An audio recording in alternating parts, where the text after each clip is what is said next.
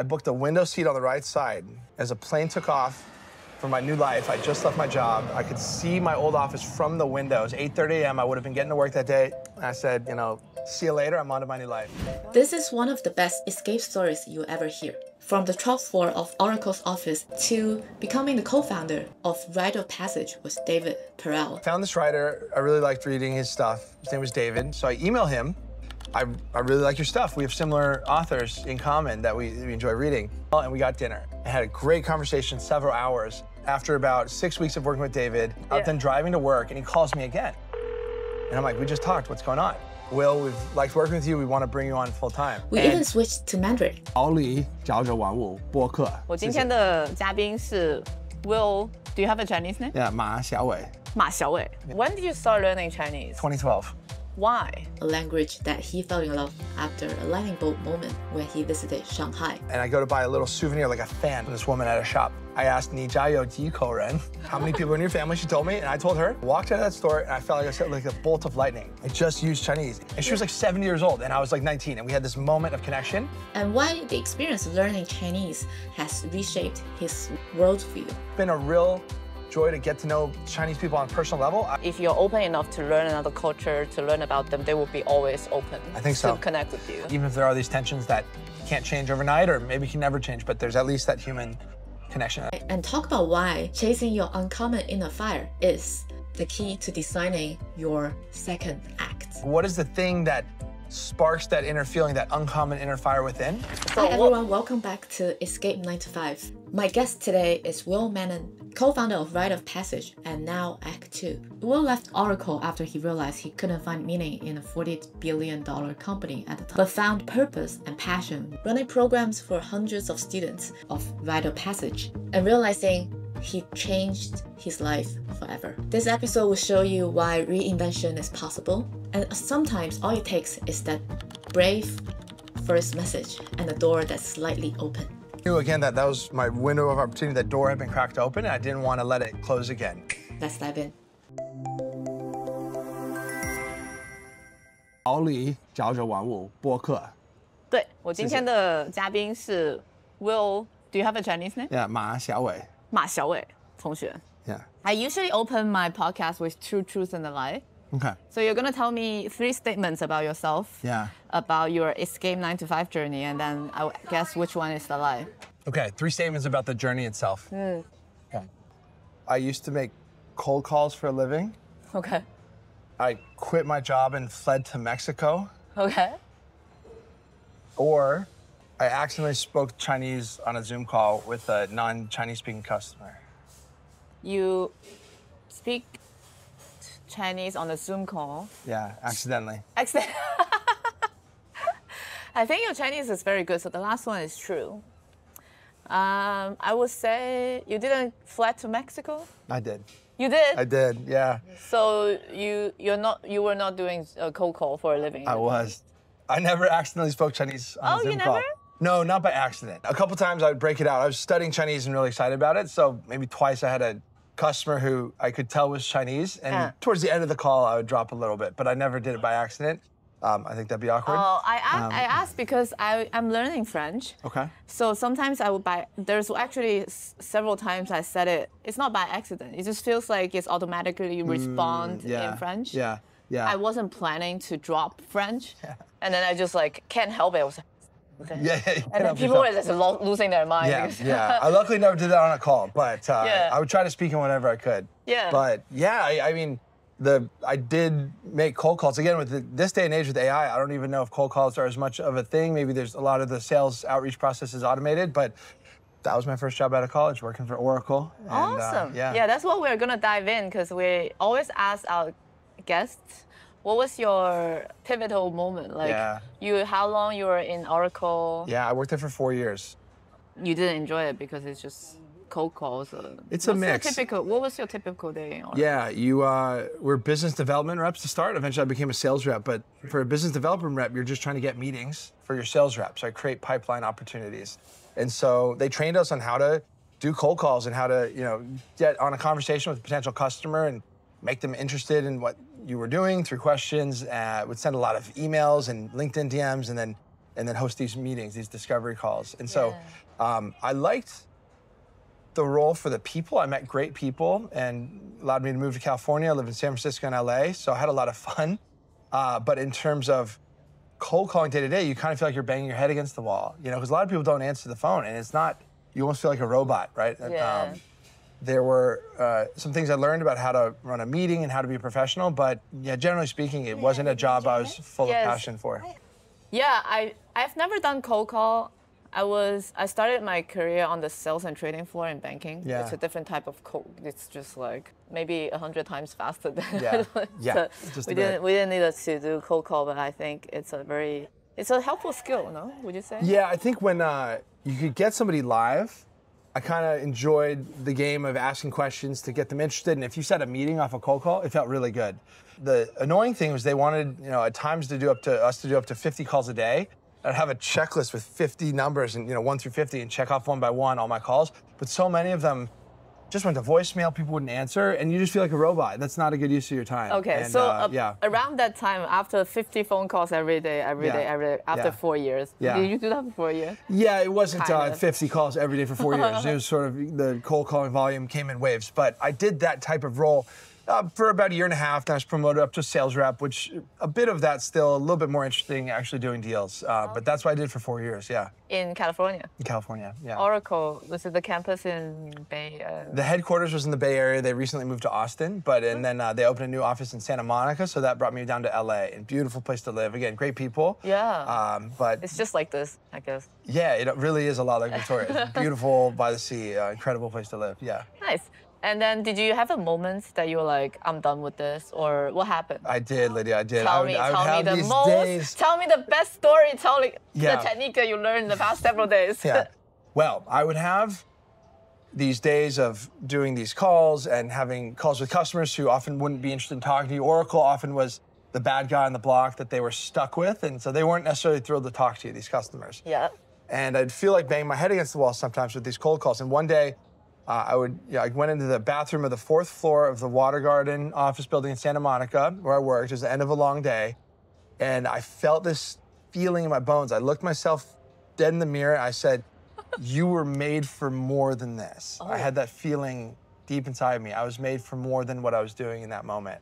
I felt like I had a creative spirit. I had more to give in my work, and I just wanted to find a place where I could give my full effort and use my full set of talents. Just a random day, or what happened? This was many days. So for the sake of the story, I'm condensing into one day. Okay. But very often I would have that feeling at the end of the day that I had more to give. And I would have, sometimes in the afternoons where I would start to read things online. I joke that James Clear was my gateway drug. Yeah. I found his Love writing. his book, yeah. Before the book, I was a fan, and I tracked my habits on a calendar because of his blog writing. And then I found Shane Parrish, Barnum Street Learning Community. It was my first ever online community. Yeah. Eventually found a writer online named David Perel, who I messaged, and that really changed things. But yeah, I was had this feeling I was made for more, and I would spend some of my free time at work reading about people doing interesting things that would maybe give me a path to do more with my work time. That's great. I think that's the best thing about the day and age that we live in right now, because even though a lot of people are kind of trapped in 9 to 5, unfortunately, maybe some still are, but then if you just open your door a little bit, you have unlimited of information online. It's all free access to you. Yeah. So after many, many days like that, and then you're like, I have more to give, what did you do? Yeah, so I found this writer. I really liked reading his stuff. His name was David. Yeah. And he'd been writing about media. He really liked this author named Marshall McLuhan. Okay. And I just read a book called Amusing Ourselves to Death by Neil Postman. Very similar ideas. So I email him. I'm on his email list. I liked his writing. And I said, I really like your stuff. We have similar authors in common that we enjoy reading. He happened to be coming to LA, and so we went and got dinner. And we really hit it off. We had a great, this is back in 2018. I sent him a cold email, and we got dinner. And had a great conversation, several hours. And at one point in that conversation, we're talking about ideas and books, and he goes, well, what do you do? And I said, well, I sell software for Oracle. And he goes, why are you still in that job? I go, I didn't barely do him. I go, it's like, I'm also questioning my life. No, but I go, dude, it's my job. Because he goes, why are you doing that? I go, dude, it's my job. He goes, well, you're not excited about it at all. Of course. So he had noticed in that conversation, I'd been so excited about these authors, these ideas. We're talking about the internet. And then when it got to talk about my job, he noticed. I didn't necessarily notice, but he noticed my whole energy shifted.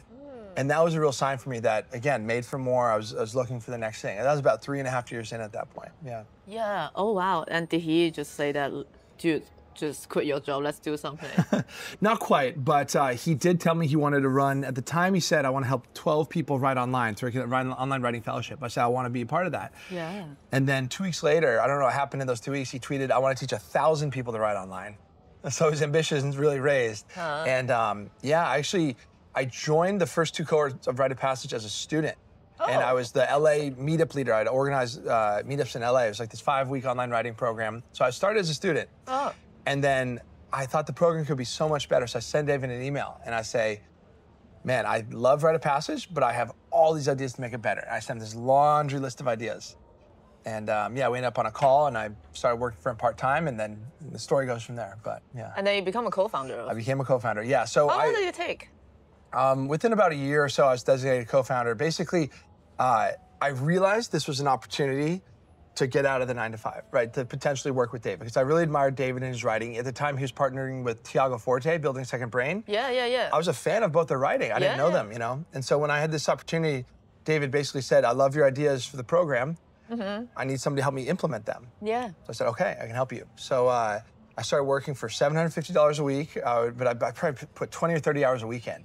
I worked my nights, my weekends on Rite of Passage. Right, we built a new cohort. I did an onboarding call one-on-one with every single new student, over 100 people. I just wanted to give every ounce of effort I had because I knew this was my chance to escape my current work circumstances. So I just gave it everything I had, yeah. This is perfect. This is a kind of story we love to hear, actually. Love it, because many people, they're too ahead of the curve. They're just like, you know, I just quit and I build a successful business. Yeah. But many of them, they will often tell me like, it's a gradual moment. Yeah. Usually people will say, do something on the side, which is exactly what you're doing. Yeah. So if we go back to the $750 per week, Yeah. you still have your job. Still have my job, yeah. Still have your job in Oracle. Yeah. And then you're just like, I'm gonna do this on the side. That's How right. was your typical day like? Because you must have like no rest time, right? Like, It was very busy. Tell me from the morning, you're like It 4 was very a.m. No, yeah, well, look, I would every Sunday I had these deliverables for David. So I would wake up early, and before I had to go to work, I would work on those things. Then I would go to work. You know, I remember in the afternoon, I would step outside and secretly do onboarding calls with new students, like from outside of our office. Yeah, I would do. At the time, I'd actually switched to another company. I was selling their software, and I would go to these sales conferences. And during the day, I'd be at the conference, and you're supposed to go to dinner at night and say hello to the potential customers and have a drink or whatever. And I would skip the dinners because we had to run live cohorts. So my buddy at the sales conference would be like, where have you been all night? And I was like in my hotel room, like running one of our live sessions for the cohort. So it was a very busy time, yeah. Yeah. And then, you know, every Saturday, every Sunday, I wrote an article at the time called Why I Skipped Sunday Football. I love watching American football. I didn't watch any football that fall because my weekends were all focused on building this program. We had to rebuild the Rite of Passage cohort, add all these features. And so whether it's mornings, afternoon, evenings, or all Saturday, all Sunday, I just focused on this job because I knew it was my ticket out, and I really wanted to take that opportunity seriously.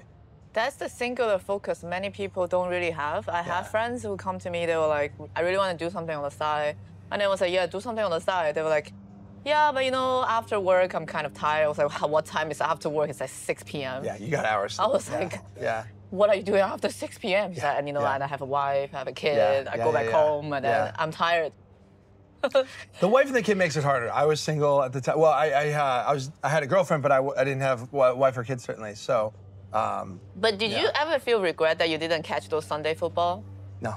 Exactly. Not at all. Not even close. Yeah, every day you work, you wake up, you have something excited. And right? I cared about it. Yeah, at Oracle, it was really hard to even stay focused for those 40 hours because my heart wasn't in it. You know, it's hard to have a sense of mission for a company that has, what, 40 billion annual revenue and 200,000 employees or whatever. But like when it was just me and my buddy trying to make something, I felt so motivated. It was the best feeling in the world. Yeah. Yeah, it's different, right? Because you, in a huge company, you're just like a cog in a machine. They can replace you with anyone else. They might give you like a raise every now and then, keep you comfortable, not too comfortable, just enough comfortable. Sure. For people who are living under the rock or not great with names, can you explain who's David Perel to our audience? Yeah, he's got a big following on Twitter. He's an online writer who started writing probably 2017, 2018. And by the time I met him, he had about 10,000 followers. He was writing articles really about media and the internet and how they were changing. He had an article early on called Naked Brands about how people want to follow people, not brands. That really went viral.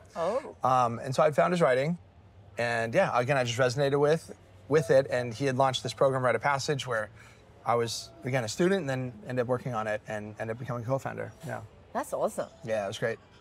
I think in your story, what I picked up is you're really good at doing cold outreach, which you might need to credit to those like 50 calls a day. Honestly, could be. I never thought of that. Yeah. Yeah, right? I imagine David would have received thousands of emails from the 10,000 followers. Yeah, Well, yeah. At least not thousands, maybe like hundreds of emails. Yeah. Why did he choose? Well, what's the secret sauce of your cold outreach? Yeah, I mean, I think I really showed I had read a lot of his stuff. So in the email, I mentioned specific stuff he had written, specific articles he liked, or authors he liked, and then the authors I liked and how they connected, and basically listed the things we could talk about. So instead of saying, hey, can I pick your brain, or can I have a bit of your time? It was like, I just really like what you're talking about. Let's jam, let's talk. And I think it came across very natural. Yeah.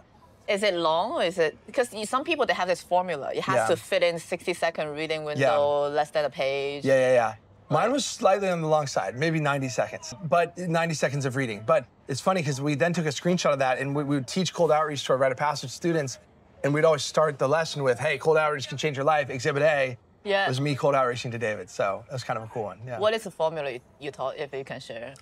Yeah. I mean, I think the biggest thing is to lead with value and do your homework. So show that you really know what they're doing. Because a lot of people see somebody famous and say, oh, I just want to send them a message and just hop on a call for the sake of it. And so they can tell that, somebody's reaching out to me, they barely even know my work, and there's really nothing in it for me. Like, we're at this conference, and yesterday, Andrew Wilkinson specifically said, don't reach out to somebody and say, hey, can I pick your brain? Oh, I hate that. So I hate that do your phrase. homework, lead with value, and then be relatively concise. Yeah, exactly. Yeah. I would say I'm relatively successful in cold outreach. That's how I land all the amazing audience, amazing guests on this podcast. That's like right. Derek Sivers, Andrew Wilkinson, Paul Miller. Yeah. Most of them your friends. Yeah, that's a pretty good track record, though. Look. Nat Eliza. Yeah, there you go. That's a good list. I think it was maybe 30% conversion rate, which is, I think, is great. I think it's really good. Yeah. I hate this. I want to prick your brain. Pick your brain is not a good way. Yeah. Who pick up the sentence? It just feels like horrible. I feel like there's like. Oh, pick your brain? Yeah, I was like, there's something that's inside of my brain. I hear that, I just automatically do not want to do it. Yeah. It's so a weird. Why do I want you to pick my brain? It's a common phrase, but I agree. It sounds weird. If you picture it. It's funny because there's an author named Maria Popova, and she has a very famous blog where she curates the best writers of all time. For years, it was called Brain Pickings. And everybody always said it kind of was an odd title, so she finally changes to the Marginalian for this very reason. But the Marginalian. Okay. That's a hard word. Yeah, okay. But when you write in the margins of a book, it's called marginalia. Okay. And so she's the Marginalian, as in one who writes marginalia. Awesome. That's a hard word. Yeah. I don't know how to say that in Chinese. Me neither. Okay. Cannot translate. Doesn't translate, that's for sure. Yeah. Okay. I also want to know, because in your story, you're basically like, I am a student and I can provide value. Yeah. But many people will also give you feedback. What kind of, did you give a report? Yeah, I wrote up a long Google document. It was hyper specific. It's probably too long, too much detail. But I really felt strongly, because I love the mission of Rite of Passage, and I just had a really strong feeling that there's all these ways it could improve. Because it was early, right? Nobody knew how to run a cohort-based course, and there was a lot of things that were imperfect about it, even though I loved it very much. And so I took a lot of time to write this feedback. So I think the thoroughness of the feedback, and David has told me in the years since, he was just building it. He had a couple people helping him a bit, but it was a lot of pressure. He was just a kid in his 20s building this program with 100 students. And for me to take the initiative and give him so much value up front of I've already thought all about a lot of the problems here, I think it was just almost an obvious fit to come on part-time. That one, it just felt natural. I am proud of going from part-time to full-time, eventually co-founder, because I knew, again, that was my window of opportunity. That door had been cracked open, and I didn't want to let it close again. There's a cool moment where, after about 6 weeks of working with David, we got in rhythm where before work, I'd hop on a call with him at 7 a.m. to plan the session for that night. And we'd already just talked for an hour. I was then driving to work, and he calls me again. And I'm like, we just talked, what's going on? And he was on, and this guy we were working with, Tiago, was on the phone. They were both on the phone. And they're like, hey, do you have a moment? And I said, oh boy, I think this is what I was hoping for. So I pull to the side of the road, and they say, Will, we've liked working with you. We want to bring you on full time. And I think you're supposed to play it cool and say, I'll think about it, negotiate a salary. I said, I'm thrilled, I'll do it. No matter what you offer, I will say yes. I didn't even think about what the offer was. I just said yes. And then we had a nice chat. I hung up the phone, and before getting back on the road, I looked at myself in the rearview mirror. I just said, Will, you've changed your life. Oh my God, high five. I really felt that. I knew, in that moment, because I knew what these guys were doing was special. I knew I wanted to be a part of it so badly, and I had this little opportunity, and I worked so hard to go from part-time to full-time. And Tiago at the time lived in Mexico, so in December, we're gonna fly down to Mexico for a retreat before Christmas to plan the next year's programs. I was working at the 12th floor of a building in Marina del Rey in Los Angeles. Yeah. I booked a window seat on the right side, 27F, as a plane took off for my new life. I just left my job. I could see my old office from the window. It was 8:30 a.m. I would have been getting to work that day. And I said, you know, see you later, I'm on to my new life. And we had this incredible week in Mexico, planning the new company, but also just that feeling of like I've stepped into a new chapter in my life. It's a very special time. Oh my God, that's so good. It's one of the best stories I've ever heard on this podcast. Wow, because thanks. not many people start from student to part-time to become an owner. Yeah. You know, I interviewed Andrew Wilkinson. I said, how do you find your co-founder? And then he's like, you know, Chris, at the beginning, I hired him as a CFO, but he's really like giving everything. He's not thinking as an employee. He's not like leaving after 5. He's just like an owner. And then he act like an owner. Act like an owner, and then you eventually become a co-founder. I think that's right. That's what happened to me. Yeah. Oh my God. That's so good. Thanks. I lost my thoughts. It's okay. It's too good. Stop it. So I know Tiago Forte and both David Perel from Ali Abdal's recommendation. Great. I didn't know Tiago Forte was working with David Perel. Yeah, he helped. So David took Building Second Brain as Tiago's course. That had been going since 2016. So Tiago got in the game early. And then David was inspired by Tiago's program to say, okay, Tiago teaches you how to organize your knowledge in the second brain, but what's the express, we used to call it? What's this, where do you express that knowledge? How do you take action? And Rite of Passage sort of birthed out of Building a Second Brain. So Tiago helped David stand it up. He didn't officially become a co-founder or take equity. There might have been a revenue share. I don't remember exactly, but Tiago was very involved in those first 2 programs. And really, as he stepped out, I stepped in, but they were still partnered. Tiago and David were sharing costs because their revenues weren't very high. So I really worked for both of them for the first 18 months. Okay. So at the same time, I'd build Rite of Passage, and then while that was running, I would turn around and Building a Second Brain. Just go back and forth, back and forth. So I'd run, 4 or more cohorts in a year. So the learning rate was incredible. Because we would learn, okay, how do you do a mentor group in Rite of Passage? You build a mentor system with students who return to be mentors. And I could take those learnings and bring them to Second Brain and immediately get more feedback and iterate. And so the rate of learning was doubled from working on both of them. Now, I was very busy. Luckily, it was COVID, but I had weeks, and this is not an exaggeration, 100-hour weeks, and I would work 7 days a week. I think there was a stretch from June to September. I worked 7 days a week, every single week, because I was running both these programs. One had 300 students, the Second Brain had up to 1,600 students, and there was myself, Dave, and Tiago, and eventually we hired assistants, but largely that was the team. Gosh, that's a lot. So now let's talk about now. Now you've taken everything that you've learned from these people. You're building your own course? Yeah, program, yeah. Your program is called the Act 2. That's right, yeah. What is it for? Yeah, it's for a community-driven hub for creative reinvention is what we call it. But basically, people have these notions of creative projects that they want to do, and there's so much information with AI and the internet. A lot of things, what stops people is between your ears, right? A lot of the information is already out there. And so we want to take people in a 5-week creative sprint, because have people conceive of different projects they can take on, validate those ideas, pick one project, and then take bold action across 5 weeks, and eventually share it with the world. So you basically complete a creative project, share it with the world, and spark internet serendipity to bring new opportunities into your life. Internet serendipity? Yeah, Whoa, that's a good phrase. Yeah, a simple way to put it is that people want to do creative things, but they can't follow through. We help them follow through. Accountability, mindful productivity for changing your life. Yeah, structured accountability, a supportive community, and then we also have tactical instruction. So there's different verticals. It's not just writing. It can be writing. It can be podcasts or videos. It can be a knowledge product that you're selling. It can be vibe coding. And so we have guest instructors that will come in and teach sessions, the tactics in those different areas. But yeah, a lot of the value people get is sort of the meta level, just getting out of their own way and actually doing the thing they know they want to do. How big is the cohort? We'll have between 50 to 100 this fall. That's what we're aiming for. It starts in September, so we've got 5 weeks until it launches, yeah. Nice, are you excited for it? Thrilled about it, yeah. Is it oversubscribed? Not yet. No, we're still selling it. We have different ways. I'm sharing a lot of posts myself. I have a lot of friends who have built audiences who are sharing on a sort of affiliate basis. So they'll share as an affiliate, and then they'll come in and help do some of the guest instruction. So our friend Paul Millard, for example, he was nice enough to share Act 2 with his newsletter, and then he'll come in and do some guest sessions in the program. And we've got a bunch of people like that. Just different ways to get the word out, build demand, and yeah. What is a creative project in your definition for your cohort? Yeah, it's just something, it's not something, say, in the physical world, like I don't know, pottery or something. It's something that can be shared on the internet, right? Some type of media that can be shared on the internet. But again, it's writing, video podcasts, selling a service, like a knowledge product, something like that. And then we've just added recently vibe coding, basically building an app with AI software building. We have a guy named Louis who's going to come on, be a partner in the business, and he's a software developer. And so he knows how to teach vibe coding. So that's another thing we've added. Awesome. I follow some of the online courses. I've done several of them. One changed my life was... Which one? The one very, very early. My ex-boyfriend dumped me, and then I was... We talked about this. Yeah. 2018. No, that was before that one. Okay. No, like that one changed my life because I was like, my life is over, you know? Wait, what was the course?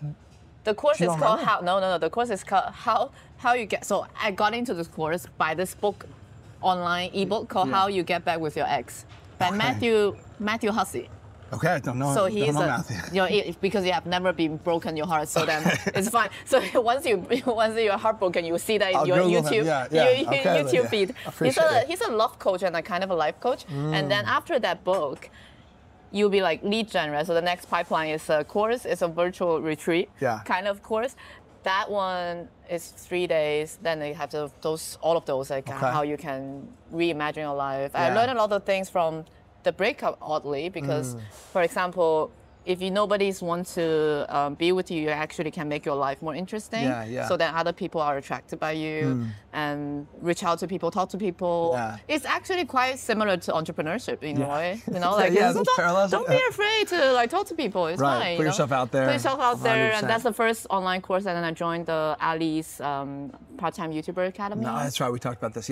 Yeah, it's good, huh? Yeah, that was like end of 2023. I think online community is the next big thing because a lot of things nowadays can be replaced by AI, but the human connection isn't something that cannot be replaced by AI. 100% agree. We totally think so. Unless we're all robots walking around, but it's not the case.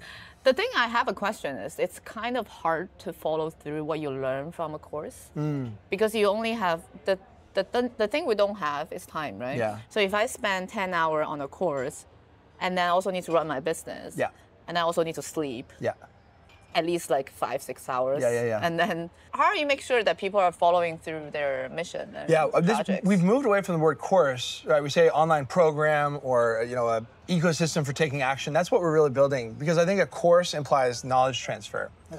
There's some knowledge transfer. We'll have guest instructors, but a lot of that is secondary. It's about getting people into motion and taking action. So this is a quote I love. It's from Papua New Guinea. It's this country sort of close to China. Papua New Guinea. Papua New Guinea. I don't know how to say it in Chinese. It's a country. Oh yeah. 这么说. Something like that. 新巴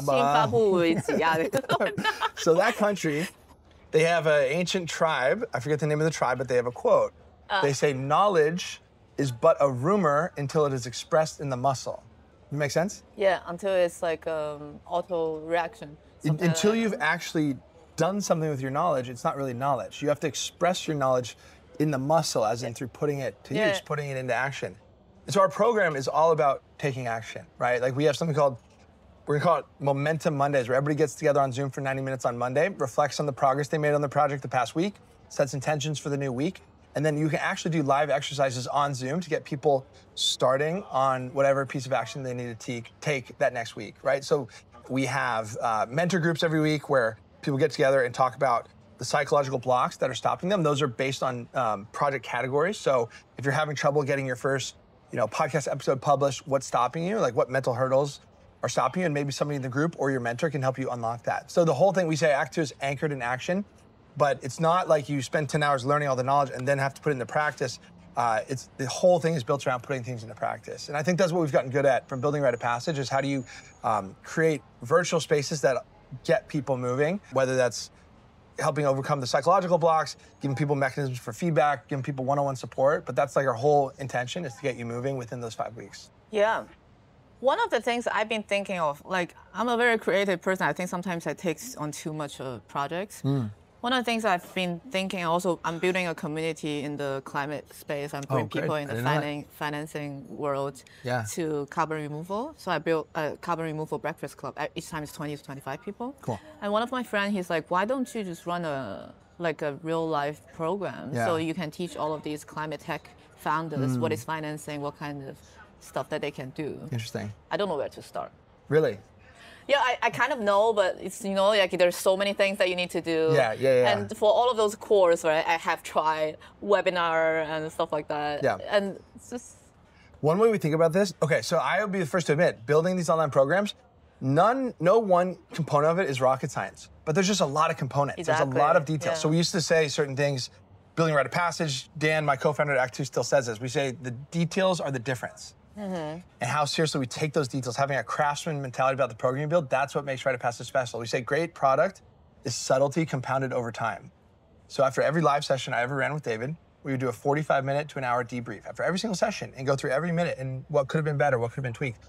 So when you do that, 12 live sessions across 13 cohorts, that's many, many hundreds of times where you've been thinking about these details of how to run a really good live session. And so now if we do a webinar or whatever, we know all the little tweaks to make it really good. And if you're starting for the first time, it's a bit daunting, to think about all those types of details. So that's one example. Yeah, I enjoy bringing people together. I also enjoy possibly not just me teaching, but bringing the knowledgeable people to teach about some cool concepts. Yeah. People have been enjoying it, but it's live sessions. Yeah.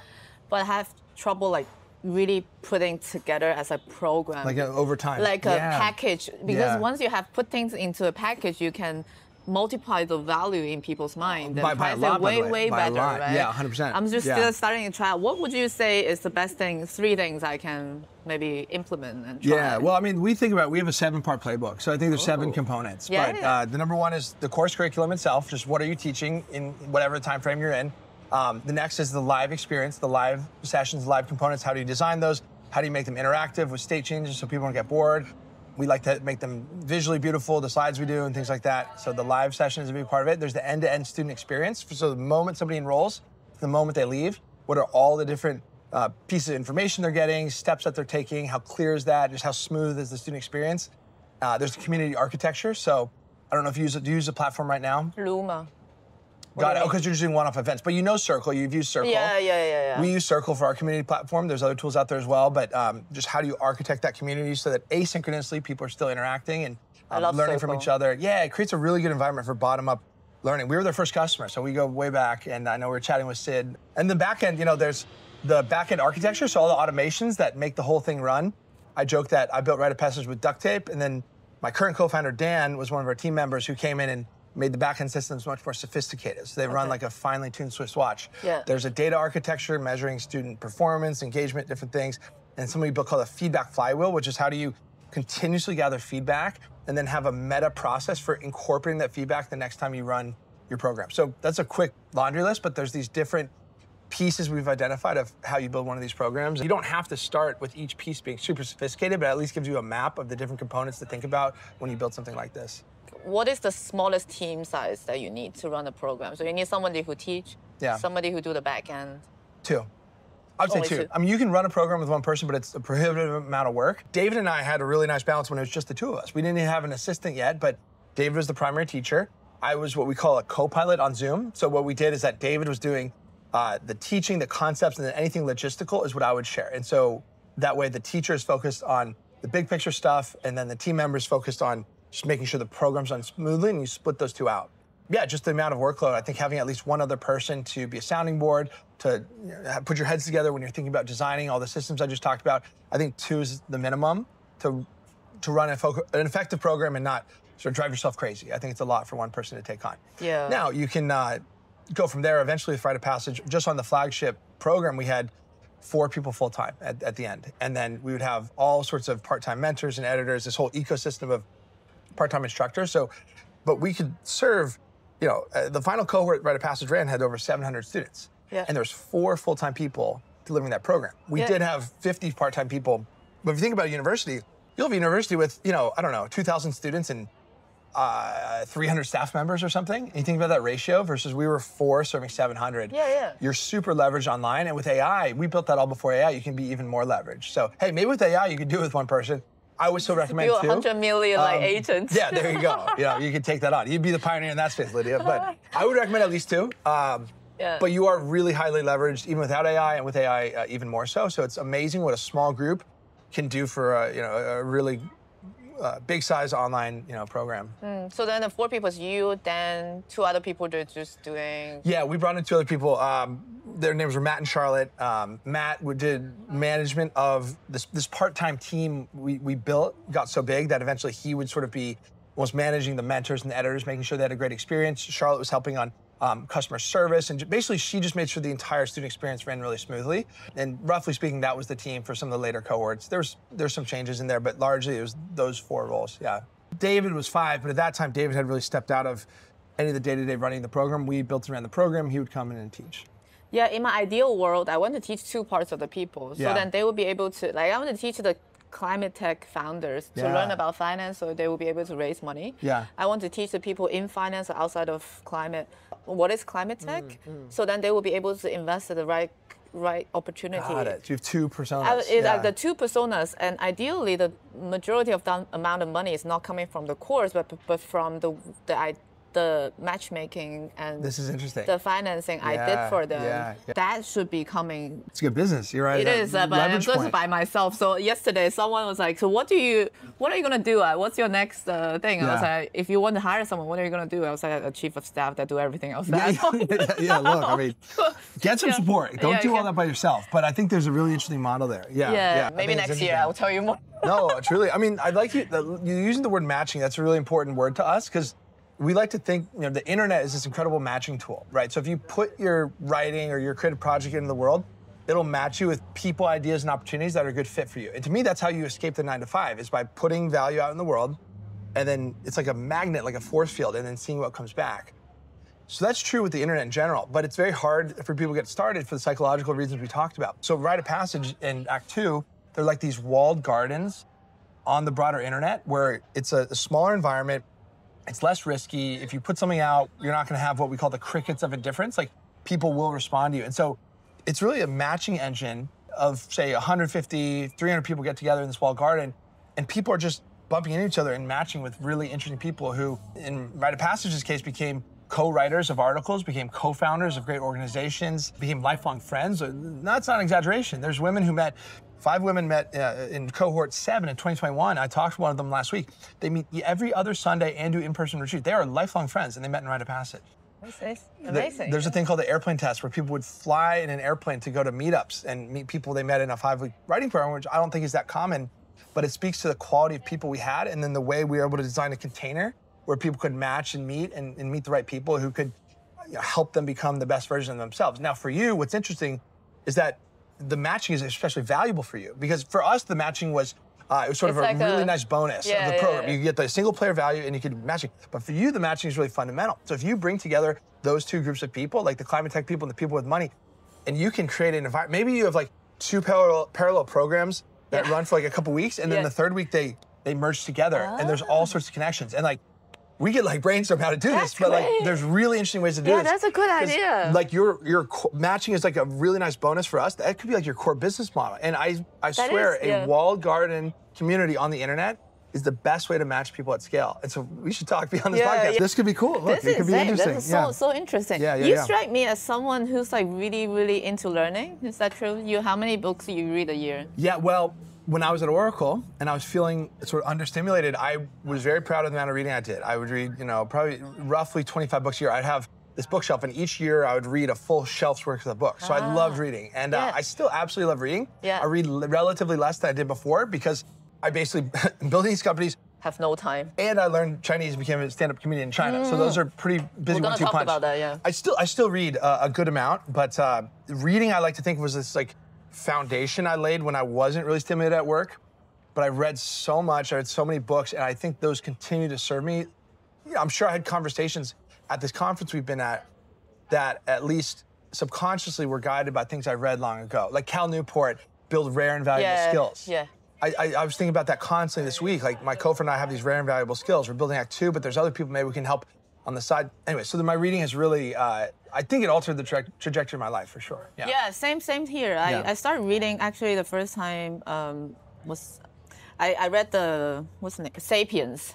Yeah, Sapiens, yeah, such good a one. such Yeah. a big book to read, and then I stumbled across James Clear's Atomic Habits. Yeah, it's a And foundational then just for a like lot of people. solidify a lot of the good habits that I have. Wasn't yeah. really sure whether they would still be in my life. And then ever since then, I read like around 30 books a year. Good for you. That changed my life. Reading Like, Chinese or English? English. Nice. English. I need to learn English. Love it. It's awesome.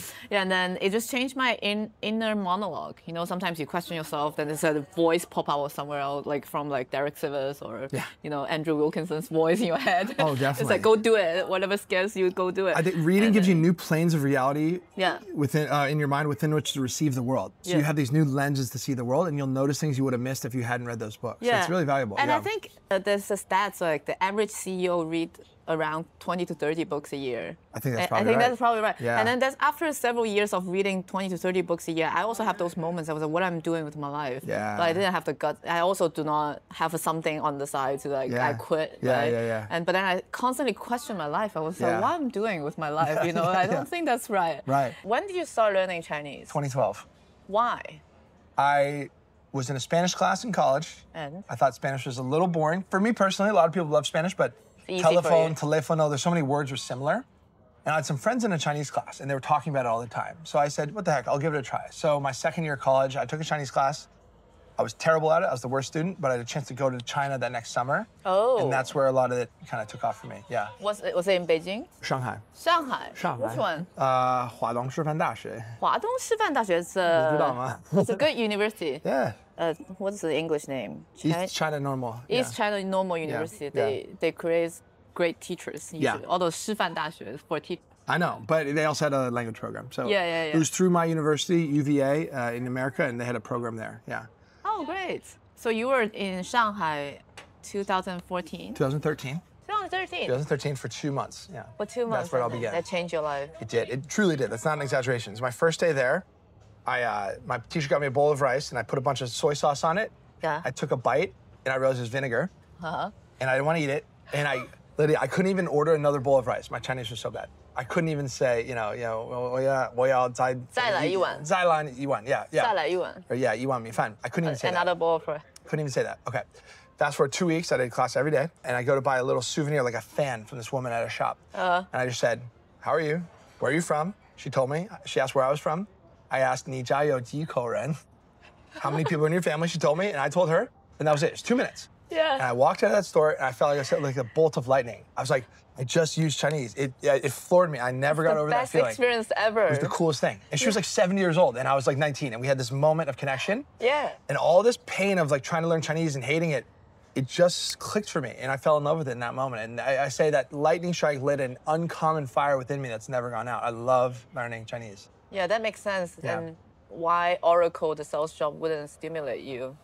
So I learned different languages. I was a kid. I started my native tongue was Mandarin. Right. Then I moved to Guangzhou, Yeah. which everyone speaks Cantonese. 粤语, yeah. 粤语. Yeah. It's a totally different language for Oh, I people who know. doesn't know. I know. So the written language is the same, right? But the pronunciation is totally completely Yeah. different. If I speak to you, because his Chinese is perfect, almost perfect. But if I speak to you in Cantonese, you wouldn't understand a single word. 乖. 唔該. That's all I got. 唔該 is excuse me. Yeah, that's all I And know. Yeah. So I moved to Guangzhou when I was like a kid, like 4-year-old.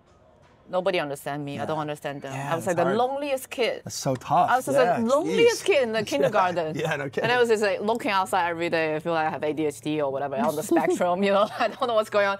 But because I was a kid, after 3 months, I can speak fluently. That's amazing. Yeah, and then I went back to a province that mind. don't speak Cantonese, Where's that?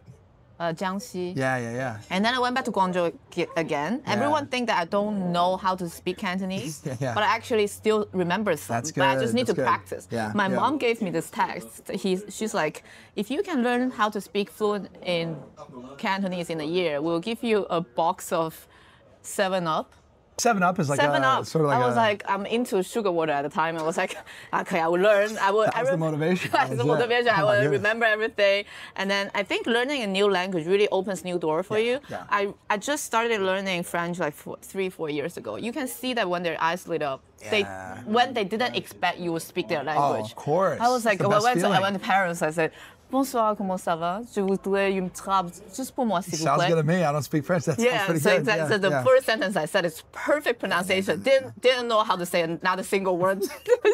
People are like, But that's enough to get a reaction. That's enough. So I always tell my 100%. friends, I was like, actually, speak another language. It doesn't take that. First, remove your anxiety or feeling embarrassed that you don't care anymore. People just connect you in a different way. You can use totally. AI, Google, whatever you want. It's not the same. It's not even close. It's not I even. totally agree. It's I not. totally agree. It's Yeah. not the same. Like, No, so, yeah. what's the biggest change after you speak Chinese? Any mindset shift? Epiphany about life? Oh yeah, lots. I mean, I think the biggest thing for me is that it's really important to me that learning Chinese is internally motivated. There are secondary external benefits to learning Chinese. I became a comedian, I was getting paid, I might build a company in China one day, but I love to speak the language for its own sake. So there's a story about, it's funny because Andrew used this story yesterday on stage at this conference, but I say this all the time. There's a tennis player named Novak Djokovic, you know tennis a little bit? Yeah. And he's like the Novak Djokovic, best of all time. Yeah. And the reporter goes, why are you so good at tennis? And he goes, it's simple, I like to hit the ball. And the guy goes, what do you mean? You're a professional tennis player. Everybody likes to hit the ball. He goes, no. Other guys want money, fame, status. He goes, I like the feeling of hitting the tennis ball. Just the act itself. I like the feeling of saying the words. Like from that one moment when I spoke with that woman, we were at the lake yesterday and we started talking in Chinese. It was so happy to me just to be able to talk with you in Chinese for a few minutes. Yeah, it feels so cool, right? It feels so cool. And so I never got over that feeling. And so the broader lesson there is to find the thing, some people say what feels like play to you but work to others. Yes. Learning Chinese is very hard. Yeah. But just about the entire process, I've always really enjoyed it. And other people think it'd be like torture, basically. Yeah. So I just found this thing that I was internally motivated. I can't really tell you why. I can guess. I've always loved memorizing things. I like conversation. But at the end of the day, it's sort of irreducible. I just like to say the words. And so I found my thing, right? And I have a few. I like to read and write. I like to build programs like Rite of Passage and Act 2, and I like to speak Chinese. And I think the broader lesson there is just find the thing that you're internally motivated. Like, what is the thing that sparks that inner feeling, that uncommon inner fire within? Like, our goal for Act 2 is to help hundreds, eventually thousands of people find that thing and do intrinsically motivated creative projects that also have, value in the world. But that's the biggest lesson I can share is find the uncommon inner fire within. Yeah. I think the internal motivation is that first encounter with you and best 70-year-old grandma. Oh, 70-year-old grandma. Yeah, It's like yeah. it's like the best positive feedback loop you will have. Exactly. Because many Yeah, people, they were like, I'm embarrassed, I don't know what to say. And then they said a word people don't understand, and then they were like, "No, I'm not gonna do it ever again." I know people like this. I know people like that too. A lot of people are like that. You can't. Learning a language is just a relentless process of failure. I mean, even talking to you, I'm sure there's a million things I said yesterday that weren't perfectly right. You're just constantly failing, but then you're just accumulating those lessons, and eventually you can communicate, good enough, and then eventually well. And it's just this. You have to constantly be willing to make mistakes. Try and fail and try. No qualms about that. You just done thousands of hours of class and all this listening practice. It's just constant failure, and eventually, you succeed a bit. So what happened that you become a stand-up comedian? Yeah, I know. Everybody's like, why did you do that? I left Rite of Passage and I moved to China for a year. I took a year off work, studied Chinese full-time last year, 6 hours a day, one-on-one class. Okay. Practicing Chinese a lot. My favorite coffee shop in Kunming, where I lived, closed down. And I came back, 6 months later, it was closed. And my last day in China before Christmas, it had reopened as a comedy club. Oh. It sort of felt like fate. What's the name? It's a 全是喜剧. 全是喜剧. Yeah, all things comedy. Oh, 全是喜剧. Okay. Oh, sorry. Yeah, see, I probably messed up there. No, you can no, 全是喜剧. because it can mean two things. Right. 全是喜剧 means all is comedy. Yeah.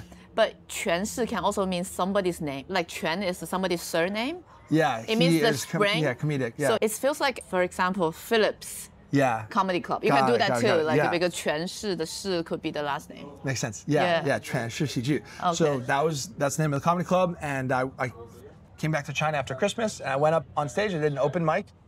My first night, my teachers all told me I was funny. I wasn't nervous at all. I thought they were gonna love me. I get out there, everybody's laughing because this is what I look like. I'm 2 meter tall, white guy on stage. And then my opening joke was like, 各位好，我是赵本山. Not funny. Like you're laughing it is funny because silly. I know who is Zhao Benshan. Right, but they didn't find it funny. My teachers found it funny. They didn't find it funny. My whole first 5 minutes was silence. Yeah. And I was disappointed. And the comedy club owner said, come back tomorrow and talk about yourself. Don't talk about Zhao Benshan because you're trying to imagine what they want to hear. Yeah, because you cannot mimic Zhao Benshan. So for people who doesn't know, Zhao Benshan is a very famous comedy personality It's in the China. Ryan Seacrest of China. Exactly. But he's like, I don't know, 5'5", and then like an old guy, and then has a vibe of like a village guy. My jokes made no sense. It Yeah, was no so sense silly. for I you. literally said, 我刚才在韩国做了这个真人手术. But it's stupid, right? It's very And also, stupid. you know, Zhao Benshan has a very specific type of accent. Yeah, I it couldn't was- even do it. no. Like your pronunciation is perfect, like the standard Mandarin pronunciation. yeah. But his accent, you cannot do it. Yeah. It made no sense. So the second day I rewrote all my jokes and I talked about myself and Yeah. being, running into people on the street. And I said, this is the joke I did at the conference here about they look at me like I'm a gorilla escaped from the zoo. And, when the kid calls me Lao Wai, I call him Shao Tu Zai Zi. And that was a little bit more funny. It means like little rascal. So anyways, the second day I got some laughs. And so I was like, I felt good. And I kept going back and back and back. Within a month, I had a full 10-minute set and I performed a paid show for 300 people. And so that was like within 1 month, I had such a fast iteration and feedback loop. And in 3 months, I did 114 shows and just fell in love with doing comedy. So it was a very fun thing. And if I wasn't building Act 2, I'd be in Kunming right now getting ready for a show. But I'm building this company. And so I hope to split time in the future, build the company in the States, and also spend time in China doing comedy. You can become those like online personality, that do all sorts of accents in China. I Yeah, couldn't I could. even do that. I can't really do that. I know you probably wouldn't understand Kunming Hua, like a Kunming I mean, local dialect. try it. So I do this joke. I say, 你们一定都很好奇我会不会讲普通话. You're all wondering you're all curious if I can speak Chinese. Yeah. And then I say, 说不定我连昆明话都会. Maybe I can even speak the Kunming dialect. And then I say, 妹妹. See, I don't know. What, 妹妹? It means like, oh my God. Yeah. 妹妹. Oh, Go really? Hula. Yeah. It's okay. Yeah, so People in Kunming laugh. It's okay. You're not from Kunming. okay, yeah, I'm not from Kunming. Kunming has a different type of dialect. So Totally. we're in this conference called Interesting People 3, which is Yeah. basically self-acclaimed interesting people. It was accurate. Everybody was it's very accurate. What is interesting. the one conversation or moment you replay in your head for Yeah. the next few months? Yeah. There's so many to pick from. I sat on a bus going out to a lake next to a guy named Andrew. And we had met at the bar the first night and just chatted very briefly. I think the thing that stood out about him, I said, hey, I'm building this company. We're trying to validate our demand and we're working to sell our first product. And Yeah. he said, well, I might be able to help you. I've built 150 products before. So he had like a product development agency. Andrew's, I think about 10 years older than me, but the word I would describe with him, just ruthlessly competent. Like he is a systems thinker. He was like a nuclear submarine engineer, built like a hardware chip for nuclear submarines in his 20s, I know. And then went on to build other hardware products and then moved into software and now has this agency. He calls it a lifestyle business, 80-person headcount.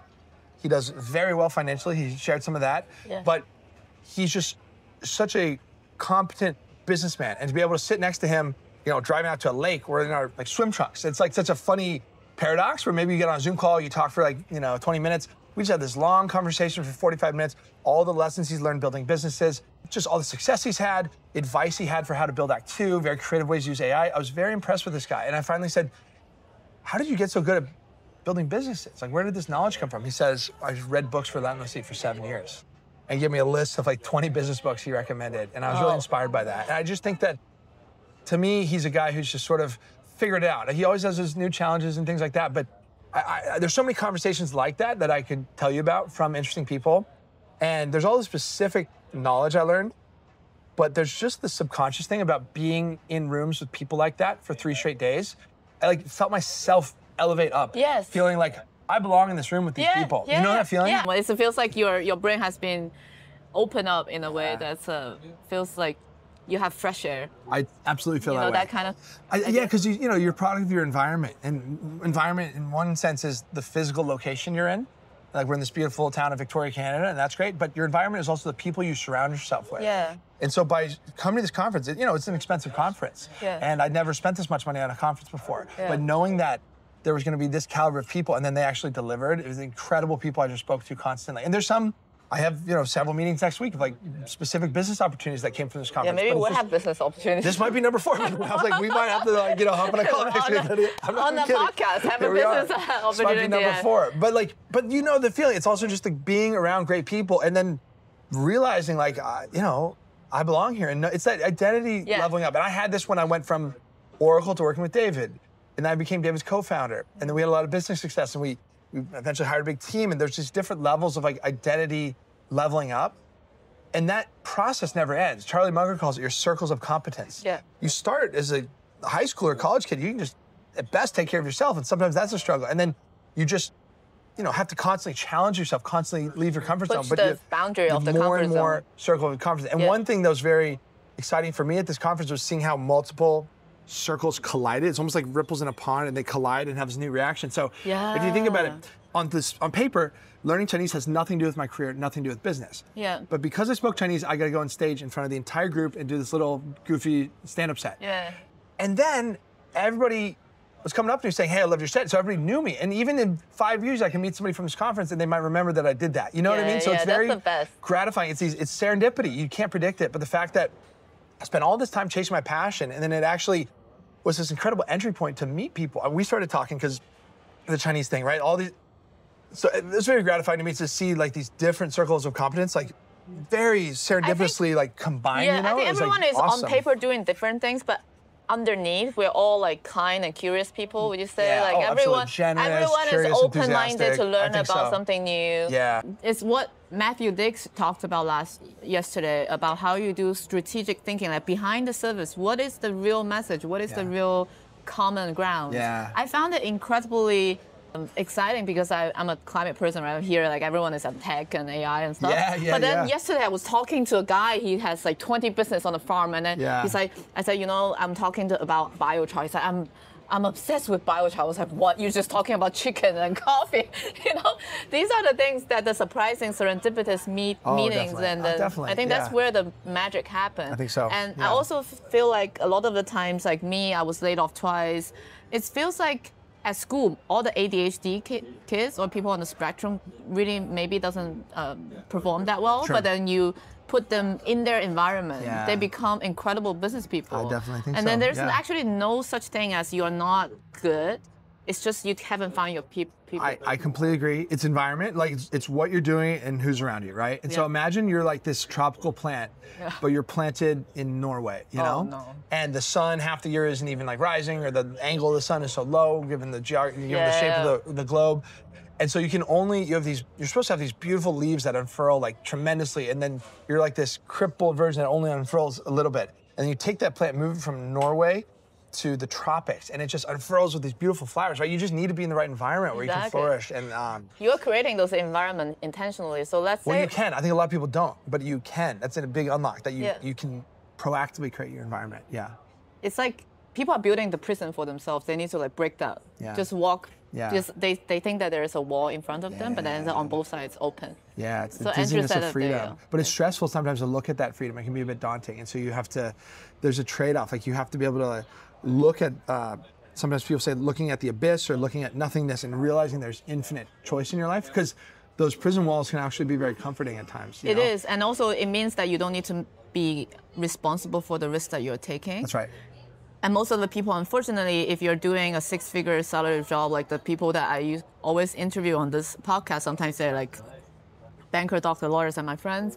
You're straight A students up to like 35, let's say. And then you don't know something else. You just follow the rules, and the rule treats you well. For you to take that leap, you need to be able to break all the things that you have ever learned. You need to unlearn yourself, basically, and be sure that you'll be able to fall into life, fall into life, I think. Like the life has a way to catch you. You have to have faith. You have to trust that, right? And the process. Different people have different circumstances. If you have a family with children, you're married and stuff, maybe the risk profile looks different. When I left my job, I was 26, and so there's a lot less risk. I felt risk staying, more risk to stay rather than to go. There's oh gosh, what's this? There's acute stress and chronic stress. Does that make sense? The difference there? I know. So it's very acute stress to leap to a new startup. Now I happen to believe in the startup, but a lot of people in my life were worried that this is an acute risk you're taking. And it's a very obvious risk, a very legible risk. But there was this separate chronic stress that only you know, right? If you're in a job that doesn't feel like a match, the rest of the world doesn't see that, but you know every day, that's what I felt, I was made for more than this. And it's a different type of stress, and it's a different type of risk to continue to put up with that chronic stress. So it's great that you're building Act 2. Let's say fast forward 20 years, somebody would be like, Will Mannon changed my life because, Yeah. Can you fill in the blank? Yeah, because I was given the permission, either externally or internally in my own mind, to take a creative risk. And I did that creative risk. I shared something with the world, and it created this domino effect of serendipity that led to a life path that my present self at that moment could not have even imagined. And it's not theory, because I've talked to so many people from Rite of Passage, and I don't want to be hyperbolic, but dozens, if not over 100 people have told me Rite of Passage changed my life. I had a phone call this morning with the guy who's going to help us build Act 2. And I had never spoken to him before. He took Rite of Passage after I left, and he said, Rite of Passage changed my life. And so it's already happened, and I want to just do that we had 3,000 alumni. I want Act 2 to serve 5,000, 10,000, 25,000 people. I want to be the internet's greatest creative hub of people all around the world. It takes a while to get there, so we got to start humble and small. Do that, yeah. That's our mission, Lydia. That's what we want to do. Yeah. If you can surprise everyone with an unexpected Act 3, Yeah. what would that be? Yeah. I'd want to be the best foreign-born comedian in China. Best? Oh, that's a tall order because there are a lot of them. Foreign-born. Yeah, there are a lot of them. They're on like CCTV Chunwan, you know? I know Chunwan. They're on Chunwan. I would love to be on Chunwan. I don't think there's that many of them, honestly. Not that many. I think you'd be there. Like if you become that, like send me a ticket. Yeah, I think I could absolutely do it. It's just, if that was my only focus, I think I could do it in a matter of years. Got to know a guy who I would argue is probably the top foreign-born comedian in China right now. He's from the UK. He's lived in China for 17 years. He has a wife there, but he's been doing comedy in China for 4 years. And he's been on the big shows. There used to be the 脱口秀大会, and then they... 脱口秀大, oh yeah, I know that. I would love to be on one of these like national... It's essentially their Netflix or their HBO. Yeah. And to be on one of those shows. Yeah. Well, no, Bijan's Bijan. like the social media, but I'd love to be on like the official like TV shows. You should be like, on there's Hunan one Manguo TV. Yeah, I've heard that one's really good. Hunan Weishi, so Hunan is a province that are very famous for their entertainment. I've heard it's Hunan famous, Weishi is the leading standard in Yeah. China for entertainment. All the shows, they're the pioneer for all type of different formats. I would love to do that. I think it's IET or something. There's Tongxun. There's like a few different platforms that have these big shows, and that would be my Act 3. I would love to do that. I still plan to do that. It's just gonna take a little longer because I'm also focused on building a company, but I can practice Chinese. So I'm here. I'll spend a few months in China every year, hopefully. And I would love to just, I mean, it's a bit of a pride thing, an accomplishment to have that kind of impact as a comedian, but also just to like, for the sake of the craft itself. I just enjoy telling jokes. I enjoy improving my language, and the amount of improvement I would need to go through to get there is just an exciting process to me, so. Yeah, I'm excited for you. Thanks, yeah. Let's go through a lightning round. Sure. The lightning round, because we talked a lot about books. Tell me the top 3 books that you recommend everyone to read. Oh yeah, well, there's Head Self books and Heart Self books. So Head Self is like Atomic Habits, Power of Habit, like Grit by Angela Duckworth. I would have to recommend more what I call Heart Self books. They're, I think, deeper and teach lessons in a more subconscious way, but I would say Ralph Waldo Emerson is my all-time favorite writer. I'd read his essay on self-reliance. I would recommend Rainier Maria Rilke, Letters to a Young Poet. It's remarkable. I think it just unlock depths inside you that can really fuel whatever you decide to work on. And let's see, for a wild card, there's a book called Barbarian Days by William Finnegan. He was a writer for the New York Times who spent his 20s traveling the world and surfing. I read that book. It was the first book that got me back into reading after college. Oh, that's important. I read a lot as a kid. In college, I ironically was busy with other things, didn't read as much for fun, and then that book got me back into reading. And it's just beautifully written, and he just talks about his deep love for surfing and how he just recklessly chased this surfing dream around the world, and then ended up having a great career. He was a New Yorker writer, and this book ended up winning the Pulitzer Prize, but it's just about like sort of chasing a passion relentlessly, and I saw parallels to what I was doing with Chinese. So those would be my 3. Emerson, Self-Reliance, Letters to a Young Poet by Rilke, and Barbarian Days by William Finnegan. Great. Now tell me 2 places that give you unexpected experience, good or bad, in the past year that you've traveled to. Place I've traveled to, Xishuangbanna. Oh, you've been to Xishuangbanna. Yeah, 我参加了泼水节. 泼水节. Yeah. Not 泼水节. 泼 is the first. Yeah, see, I'm getting rusty. 泼水节. 泼水节. 泼水节. Yeah. And that was really special. It was a water festival where everybody has squirt guns, and so Xishuangbanna is a town in southern Yunnan province, and that was really delightful to go there. Xishuangbanna is like the paradise. Yeah, it's beautiful. It's so beautiful. I've never been, but it's like the standard of. So that's one place, and then. Yeah, it was excellent. And then I went to, I went to Riyadh, Saudi Arabia. Oh, how is that? It was very different. We have a Rite of Passage alum. A good friend of mine lives in Riyadh, so I went and saw her. I wouldn't say, you know, I went to Madrid after that. Madrid is beautiful and like a destination, and that was excellent. But Riyadh, it was just like a whole different dimension of the world that I hadn't really seen before. I've been to Dubai once. Dubai is pretty international, pretty Western. Riyadh is becoming more like that, but it still felt very more regional, more local. And I just got to sit down with my friend and learn about her life growing up in Saudi Arabia, her mindset, the way people view the world, the way their conception as a nation is changing. They're trying to morph into more like a Dubai type thing, but they're known as being this oil country, so they're in a period of great transition. The values that ground them as a society are totally different from where I come from or where you come from. So I'm familiar with the West and the East, and then I got a little taste of the Middle East. So Riyadh, Saudi Arabia, just to expand my mind. It was a wonderful time to be there, yeah. That's awesome. Yeah. So from the first time you visited China in 2013 to now you've lived in China for a while, what is the one misconception that you think that's no longer true about China? Yeah, that's a really good question. I think that there's a perception in the States, you can say it's a stereotype, and maybe unfair one of, you know, I'll just say it, the Chinese kid being really studious and disciplined and good at math, you know, like the stereotype. Yeah, I'm like, a good man, yeah. It's a positive stereotype. I'm sure you are. I'm sure you're better than me. And there is that. So there's two things here. One, the education system is extremely intense. There's the Gaokao, which is like your version of the SAT. Yes. Gaokao, but it's much more intense. Yeah. Kids study on the weekends and all that. So that does exist. But I've been able to become friends with Chinese people on a personal level, whether it's my teachers or whether it's these fellow comedians. And we can find these wavelengths to connect on where, I mean, my buddies at the comedy club, they love watching clips of Louis C.K. and Bill Burr just as much as I do. They just happen to have subtitles on when they watch them because they don't speak English. Yeah. But it's been a real joy to get to know Chinese people on a personal level. I will not push away the fact that our two countries have totally at odds geopolitically, and that might get worse in the future. I hope it doesn't, but it might. There's real differences, and I'm not going to gloss over those. But if there are such tensions at that level, I think the least we can do is build some human connection, and I've been fortunate enough to do that. I'd say more than most Americans alive today. Not many people have lived in China for multiple years and really befriended people at the depth that I've been able to. There's some, but not that many, and so I'm thankful to be able to do that. Yeah, kudos to you. I wish you can bring the modernness and the nowadays China to more people who have never got a chance to live in China. Yeah. So I also travel around the world. I lived outside of mainland China for the past 10 years. I would say this, everywhere I go, I would be like, the people in the country is different from the government who's ruling the country. Yeah. The people are fundamentally kind, open-minded. If you're open enough to learn another culture, to learn about them, they will be always open to connect with you. I think so. Yeah, there's that human connection is really important, even if there are these tensions that can't change overnight or maybe can never change, but there's at least that human connection underneath. So yeah. So I have a closing tradition that you're going to answer a question from the previous guest. So his question is, what's the most challenging or worst part of your job that people don't know about? I used to say building a pastor was beyond my dream job. I really love it. So I think like anything, it's sometimes called the schlep, just all the little details that you have to fight through. It's just these like annoying little tasks. Like we have this website, we've iterated it like 40 times, and there's always little tweaks you can make to the website. It's just those like last mile details, or sometimes they're not the grandiose big picture stuff. They can be a little annoying, but they're also super necessary. You have to have the big vision and also the detailed execution. And sometimes the detailed execution is not sexy, whether it's the website or getting the wording right on something that just feels annoying. I'd say that, but I really love what I do, so it's not that bad, honestly. Yeah. Can you leave a question for the next guest?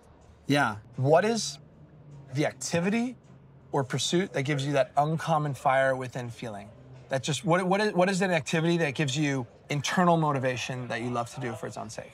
Okay. Yeah. I call it uncommon inner fire, but a simple way to say uncommon inner fire. Yeah. What is the thing that you love to do for its own sake? Yeah. I have a final bonus question I forgot to ask. What is your favorite dish, Chinese dish? Oh yeah, I like this thing, chao kuai.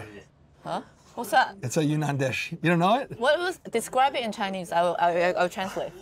它有这个面，可是面来自米饭和它也有番茄和什么鸡蛋和都放在一起和不知道这个味道是挺好的。Oh, I think I've heard of it. Yeah. 茶尔块. Yeah. How do you write it? 茶是 chao.